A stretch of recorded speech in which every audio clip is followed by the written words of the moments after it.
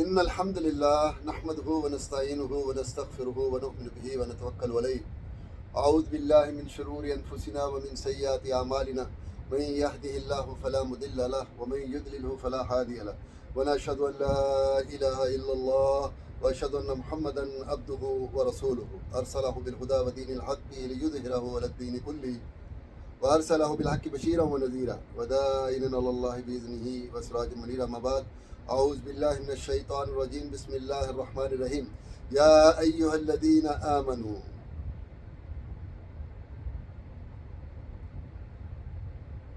اركعوا واسجدوا واعبدوا ربكم وافعلوا الخير لعلكم تفلحون وجاهدوا في الله حق جهاده واجتباكم وما جعل عليكم في الدين من حرج ملة أبيكم إبراهيم هو سمكم المسلمين من قبل وفي هذا ليكون الرسول شهيدا عليكم وتكونوا شهداء على الناس فأقيموا الصلاة وآتوا الزكاة واعتصموا بالله هو مولاكم فنعم المولى ونعم النصير.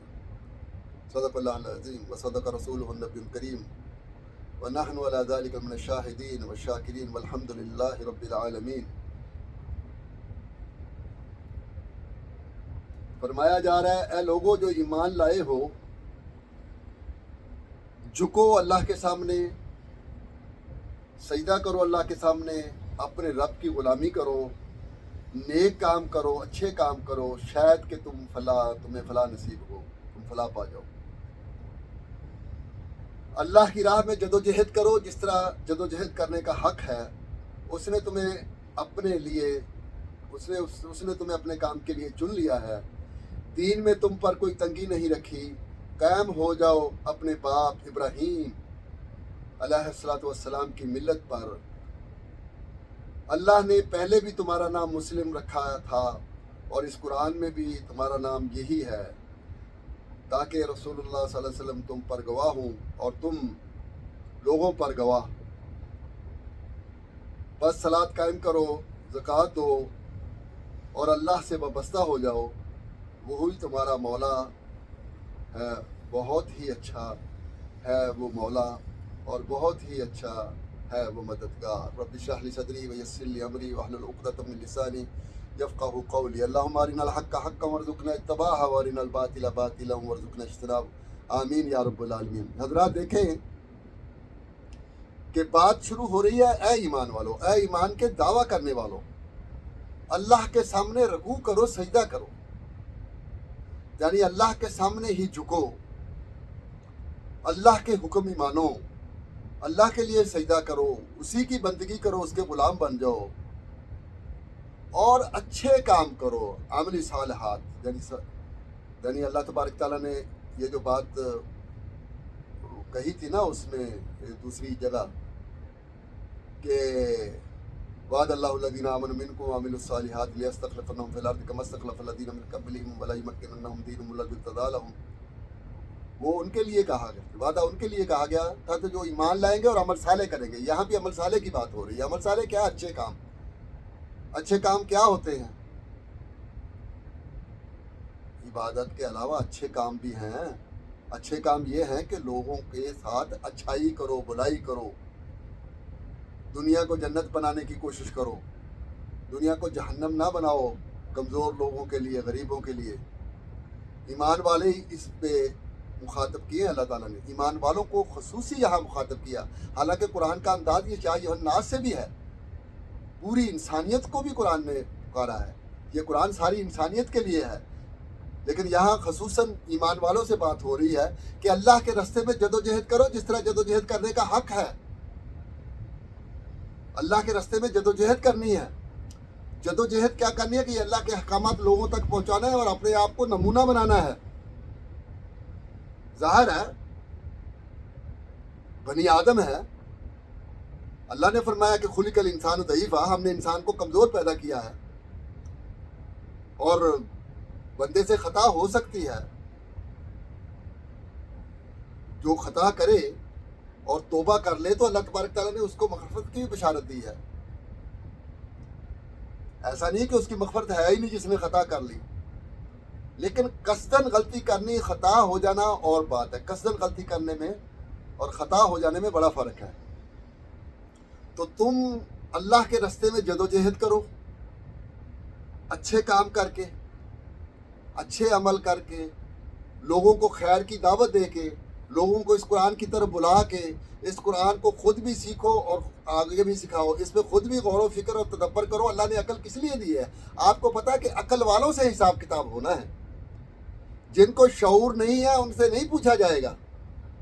اچھا اگر کوئی بندہ مخبوط الحواس ہے تو اس کو کچھ پوچھا جائے گا، اسے فرائض پوچھے جائیں گے، یا اسے کچھ پوچھا جائے گا کہ تم نے کیا صالح عمل کرنے تھے، اس سے پوچھا جائے گا. جس کو عقل ہی نہیں، شعور نہیں، پہننے کی، کھانے کی، کسی چیز کا پتہ ہی نہیں ہے، دنیا کا پتہ ہی نہیں ہے. عقل والوں سے. عقل کس لیے دی گئی ہے؟ اللہ نے فرمایا وَلَقَدْ ذَرَأْنَا لِجَهَنَّمَ كَثِيرًا مِنَ الْجِنِّ وَالْإِنسِ لَهُمْ قُلُوبٌ لَا يَفْقَهُونَ بِهَا. جہنم کا جو ذرا بننے والے ہیں جن اور انس، ان میں دل و دماغ تو ہے، اس سے کام ہی نہیں رہ رہے. وَلَهُمْ عَيُونٌ لَا يُبْصَرُونَ بِهَا. آنکھیں تو ہے، دیکھ ہی نہیں رہے.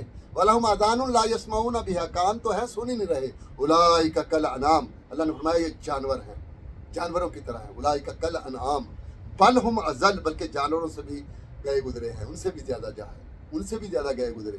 اولئک هم الغافلون. ان کو ہدایت نہیں مل سکتی، یہ ہمیشہ غافل ہی رہیں گے، کیونکہ عقل کو استعمال ہی نہیں کر رہے، دیکھ ہی نہیں رہے کیا ہو رہا ہے. بھئی آپ سب کی بات سنیں نا، سب کو دیکھیں، سب کی پڑھیں، پھر دیکھیں. پھر اللہ کے قرآن کے ساتھ یہ فرقان ہے، یہ کسوٹی ہے، یہ کرٹیریا ہے. اس کے ساتھ دیکھیں کہ کس کی بات صحیح ہے، کس کی بات غلط ہے. جس بات کو بھی آپ نے کسی کسوٹی پہ پرکھنا ہے تو وہ ہے یہ کتاب اللہ. اس کتاب اللہ کے ساتھ آپ پرکھیں گے، اس کتاب اللہ کے ساتھ دیکھیں گے کہ کس کی بات سچی ہے. رسول اللہ صلی اللہ علیہ وسلم کے بارے میں آتا ہے وہ اس قرآن کے خلاف ایک لفظ نہیں بولتے تھے، وہ قرآن کے خلاف ایک بات نہیں کرتے تھے.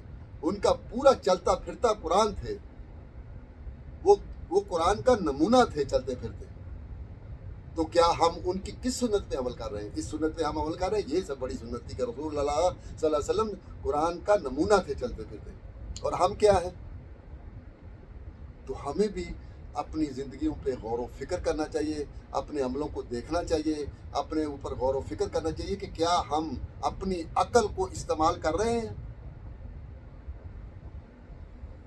جب چیلنج دیا گیا تھا تو یہی کہا گیا تھا نا کہ کرو اپنی عقل استعمال، لاؤ سوال، آتو برہانکم ان کنتم صادقین، لے آؤ کوئی اور دلیل. تو یہ بات ہے کہ آپ اپنی عقل کو یوز کریں گے، عقل کو استعمال کریں گے تو آپ کو سیدھا راستہ ملے گا. ورنہ دنیا تو ایک پھسلان ہے. ہر کوئی اپنی بات کر رہا ہے، ہر کوئی اپنا کہہ رہا ہے، ہر کوئی اپنے فرقے کی بات کر رہا ہے، ہر کوئی اپنے مذہب کی بات کر رہا ہے، ہر کوئی کہیں پہ بات کر رہا ہے. لیکن آپ کو اپنے عمل اس کتاب کے ساتھ چیک کرنے ہیں کہ کیا آپ کے عمل اس کتاب کے ساتھ صحیح ہے، کہ آپ کیا کون ہے جو اس کتاب کے ساتھ صحیح ہیں، آپ ان کے ساتھ چل سکتے ہیں. اگر اس کتاب کو آپ نمونہ نہیں بنا رہے، اگر اس کتاب کے ساتھ نہیں چل رہے، اگر اس کتاب، یہ دیکھیں اس کو اللہ نے حبل اللہ کی کیوں کہا ہے؟ یا ایھا الذین آمنوا اتقوا اللہ حق تقاتہ ولا تموتن الا وانتم مسلمون واعتصموا بحبل اللہ جميعا ولا تفرقوا. اللہ کا تقوی اختیار کرو جتنا تقوی اختیار کرنے کا حق ہے، اور تم مرو نہ جب تک تم مسلمان نہ ہو. بڑی وارننگ دی جا رہی ہے. اور مسلمان رہنے کے لیے اور تقوی کے لیے آگے بتایا بھی جا رہا ہے کہ کیا کرو، واعتصموا بحبل اللہ جميعا. اس اللہ کی رسی کو مضبوطی سے پکڑ لو،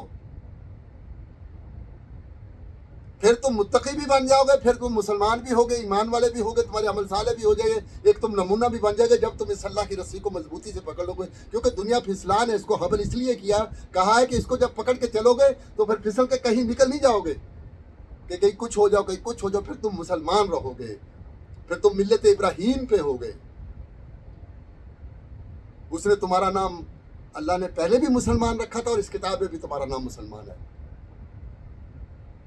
تو حضرات ہمیں جڑنا ہے اس کتاب کے ساتھ، ہمیں لگے رہنا ہے اس کتاب کے ساتھ. وہ جو پھر تم ابراہیم کی ملت پہ ہو گئے. اور کیا ہے کہ اللہ کے رسول تم پہ گواہی دیں گے اور تم لوگوں پہ گواہی دو گے. تم لوگوں پہ کون سی گواہی دو گے؟ اللہ کے رسول نے تو یہ گواہی دی جو جہاں کہ آپ نے کھڑے ہو کے اس سے کہا اللہم اشہد اللہم اشہد اللہم اشہد، تو یا اللہ گواہ رہنا کہ میں نے یہ قرآن ان تک پہنچا دیا، یہ بات تیری ان تک پہنچا دی. تو تو آپ کیا گواہی دیں گے لوگوں پر؟ آپ بھی یہ گواہی دیں گے کہ یا اللہ ہم نے بھی یہ بات جو نبی کریم صلی اللہ علیہ وسلم نے ہم تک پہنچائی تھی ہم نے بھی لوگوں تک پہنچا دی. آگے سے آگے گواہیاں چلیں گی. تکون شہداء علی الناس. تو یہ باتیں ہیں جو غور و فکر کرنے والی ہیں. تو بھائیو دوستو، ہمیں غور و فکر کرنا اپنی زندگیوں کو کہ ہماری زندگی کیسے گزر رہی ہے. ایسا نہ ہو کہ ہم اسی حالت میں اللہ کے ہاں پیش ہو جائیں. پھر کیا جواب دیں گے کہ میں نے 60 سال کی، 65 سال کی، 70 سال کی، 80 سال کی، 90 سال کی زندگی کس طرح گزار کے آ گیا یا اللہ. تو دوستو غور و فکر کریں، اپنی زندگیوں کو بدلنے کی کوشش کریں. بارک اللہ علیکم فی القرآن العظیم. نفعنی و ایاکم بآیاتہ و ذکر الحکیم.